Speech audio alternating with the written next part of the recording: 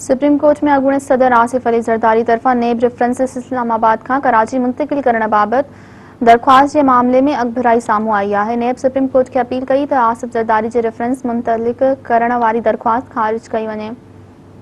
नेब supreme court में जमा करायल जवाब में मौक़िफ़ इख्तियार कयो वियो त आसिफ ज़रदारी जे रेफरेंस मुंतकिली जी दरख़्वास्त ॿुधणी जोगी नाहे। जवाब में नेब वधीक चयो त सुप्रीम कोर्ट जे फ़ैसिले ख़िलाफ़ नज़रसानी जी दरख़्वास्त ख़ारिज थी चुकी आहे। नेब मौक़िफ़ इख्तियार कयो त सुप्रीम कोर्ट जाली अकाउंट्स केस कराची खां इस्लामाबाद मुंतकिल करण जो हुकुम ॾिनो। अदालत जो हुकुम न बि हुजे तॾहिं बि नेब चेयरमैन वटि रेफरेंस दाख़िल करण जो इख्तियार आहे।